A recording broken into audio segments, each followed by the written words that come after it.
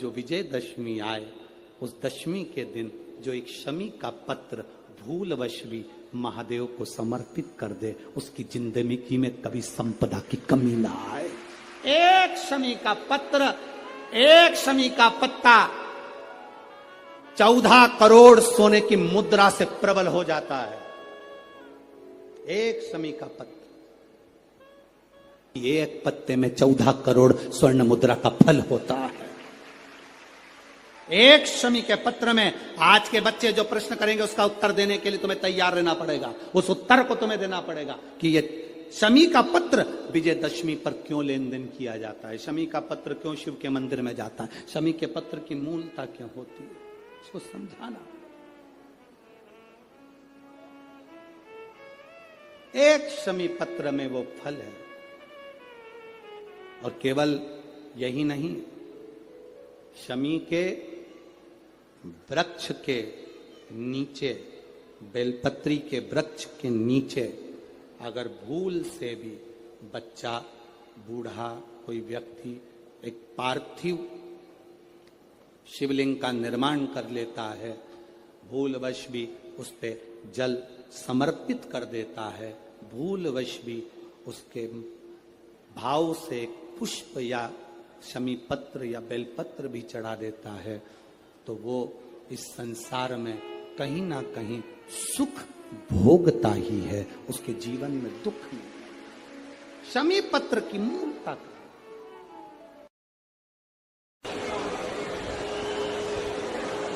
नवरात्रि चल रही है।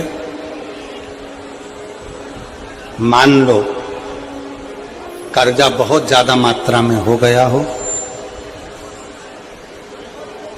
पीक अच्छी नहीं आई हो, फसल अच्छी नहीं आई हो, बहुत टेंशन की जिंदगी अगर चल रही हो, बहुत चिंता ग्रसित कर रखी हो और ऐसा लग रहा है कि पैसे की आवक कहीं से नहीं है और टेंशन बढ़ता जा रहा है, तो ये नवरात्रे जब पूर्ण हो तो दशमी जब तिथि आए, 9 दिन पूरे होने के बाद जब दसवीं तिथि आए, दशमी दशहरा, चैत्र का जो दशहरा, नवरात्रे पूर्ण होने के बाद में जो दशमी तिथि आए, शमी के पत्ते 5 दुर्वा, 5 बेलपत्र, भगवान शंकर के मंदिर में एक शमी का पत्ता, एक दुर्वा, एक बेलपत्र, भगवान शंकर से अपनी कामना करके, अपना गोत्र बोलकर शंकर भगवान के शिवलिंग पर समर्पित कर। फिर दूसरा पत्ता, दूसरा शमी पत्ता, दूसरी दुर्वा, फिर शिव जी पे समर्पित कर। 5 पत्ते शमी के, 5 दुर्वा, 5 बेलपत्र, जो विजयदशमी चैत्र महीने की रहेगी, चैत्र महीने की जो दसवीं तिथि रहे नवरात्रि के बाद की, समर्पित कर कर 1 लोटा जल 3 बार शंकर जी को उसी जल से 3 बार समर्पित करें। अपनी कामना कर कर चढ़े हुए जल का भाग थोड़ा सा लेकर आए, घर के दरवाजे पर, व्यापार के स्थान पर उसका सिंचन करें और हृदय से बाबा से प्रार्थना करें, बाबा तेरे भरोसे हैं, बहुत चिंता है, बहुत टेंशन है, कर्जा बहुत है, दुख बहुत है, व्यापार चल नहीं रहा, तुझे संभालना। हमारा विश्वास करता है 3 महीने के अंदर जहां भी कथा होगी वहां आपका खुद का पत्र आकर आप लिखकर भेजोगे कि मेरे बाबा ने मेरा हाथ पकड़ लिया, मेरे शिव ने साथ दिया।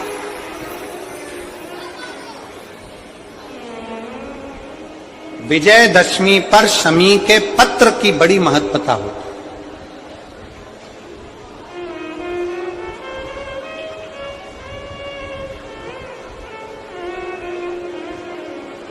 और नवरात्रे के बाद में जो विजयदशमी आती है, उस दशमी की बड़ी महत्वता होती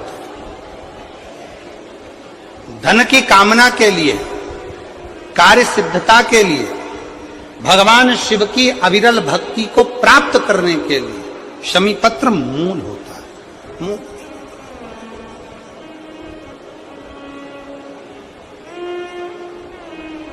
और हम तो बिल्कुल कहेंगे शहादा वालों से भी, और जितने आस्था चैनल पर कथा सुन रहे हैं, जितने टीवी पर कथा सुन रहे हैं, मोबाइल पर कथा सुन रहे हैं, कि कभी कभी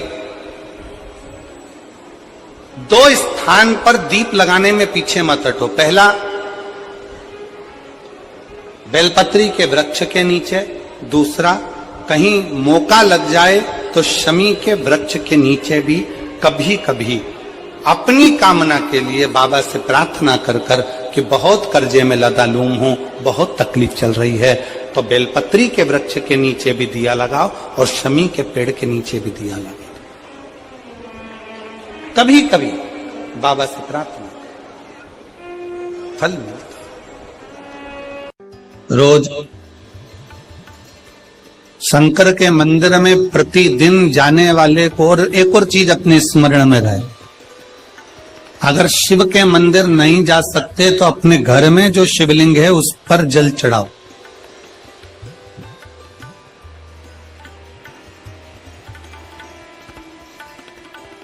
और यदि आप अपने शंकर के घर में शिवलिंग पर भी जल नहीं चढ़ा पा रहे हो तो किसी बेलपत्री का वृक्ष हो, उस वृक्ष के नीचे भी जल चढ़ाओ।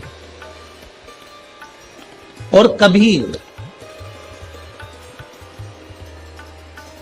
कभी मौका मिल जाए, कभी भगवान शंकर की बड़ी करुणा हो जाए, भगवान शंकर की बड़ी उदारता हो जाए, भगवान शंकर की बड़ी कृपा हो जाए, बड़ी कृपा हो जाए, भगवान शंकर जिस दिन तुम्हारे ऊपर बड़ी कृपा कर दे, किसी सोमवार को 3 नियम बना लो। जिस दिन मेरा भोले बाबा तुम पर कृपा कर दे, उस दिन सोमवार का एक नियम बना कि महीने का एक सोमवार मुझे ऐसा करना है, 3 नियम धारण करना है महीने के सोमवार को। पहला, सुबेरे जाकर शंकर भगवान को 1 लोटा जल चढ़ाना है। दूसरा, दोपहर के समय पर जाकर मुझे बेलपत्री के वृक्ष के नीचे एक चावल का दाना रखकर बेलपत्री की 7, 11, 21, 108, 51 जितनी परिक्रमा आप लगा सकते हो वो लगाना है। और तीसरा, बेलपत्री के वृक्ष के नीचे और शंकर के मंदिर के दरवाजे पर मुझे एक घी का दीपक लगाना है। बस ये 3 नियम जिसने महीने में एक बार ले लिया, समझ लो उसको पीछे हटने की जरूरत ही नहीं, वो आगे ही बढ़े। महीने के किसी एक सोमवार का ऐसा नियम बना लो कि मुझे 3 नियम धारण करना है। महीने के किसी भी एक सोमवार को, हम ये नहीं कहेंगे कि तुम सोमवार 5 पढ़ रहे हैं तो 5 को करो, 4 पढ़ रहे हैं तो 4 को करो, 3 पढ़ रहे हैं तो 3 को करो।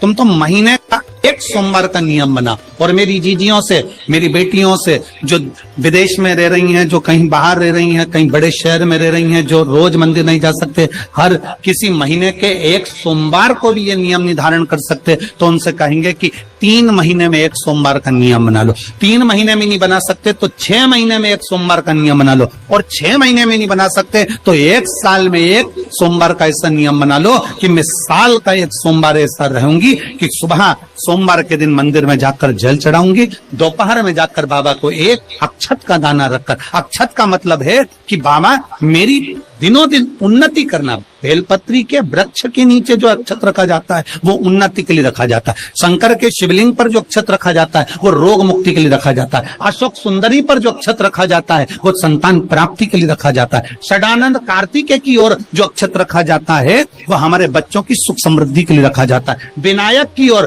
गणेश जी की ओर जो अक्षत रखा जाता है वो हमारे घर में कोई मंगल कार्य आ जाए उसके लिए रखा जाता है। और जो पीठिका होती है जिसपे शिवलिंग रखा होता है, पार्वती जी का हस्तकमल, उस पर अक्षत रखा जाता है तो नारी के अखंड सौभाग्य के लिए रखा जाता है। अक्षत रखने का भी तरीका है। एक चावल का दाना कहाँ रखा जाता है, क्यों रखा जाता है, कैसे रखा। अब कई लोग कहते हैं गुरुजी ये शिव महापुराण में आप ये नियम बताते हो, तरीका बताते हो। हम तो उनसे कहेंगे डॉक्टर के पास जाओगे तो डॉक्टर भी गोली लिखकर ये नहीं कह देगा कि ये सारी गोली एक साथ खा जाओ।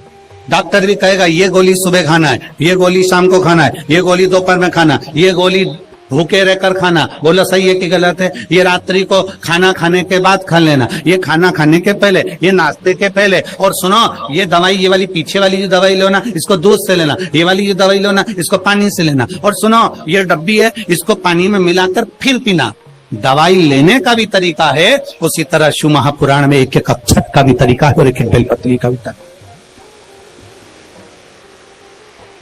अब मान लो कई लोग कहते हैं गुरुजी आप ये तरीका बताते हो शिव पुराण के माध्यम से, कई लोगों के मन में संशय जागता है, तो अगर हम एक साथ चावल चढ़ा दे तो उसका क्या तरीका है? तो हमारा निवेदन है डॉक्टर जो दवाई ले एक ही बार में निपटा जाए, एक ही बार में खा ले। दवाई एक बार में पूरी खा गए असर नहीं करेगी, इसमें डॉक्टर का कोई दोष नहीं है, उसने तो बताया था ऐसे लेना ऐसे लेना। और तुमने मैं डॉक्टर साहब ने पूछा दवाई पूरी ली, शाम की दवाई भूल गई थी, सवेरे की दवाई भूल गई थी, ये दवाई भूल गई थी। डॉक्टर कहेगा हमने तो नियम बताया था, तुमने नहीं खाई तो असर कहां से करेगी? तुम असर कब करती है? जब हम पूजन के तरीके को जान जाए, जब हम अर्चना के तरीके को जाए। आप साल भर का एक सोमवार निकाल लो, 6 महीने का एक सोमवार निकाल लो, 3 महीने का एक सोमवार निकाल लो, महीने का एक सोमवार निकाल लो, अपने से दिल में बन जाए तो एक सोमवार ऐसा निकालो जिसके 3 नियम धारण हो। पहला, उसी सोमवार जिसको कर रहे हो उस दिन सुबह जल चढ़ाना। दूसरे, दोपहर के समय पर जाकर बेलपत्री के वृक्ष के नीचे एक चावल का दाना रखना और परिक्रमा बेलपत्र की जितनी तुमसे बन जाए, जितनी तुम्हारे शरीर की कैपेसिटी है, जितना तुम्हारा शरीर चलते बन जाए,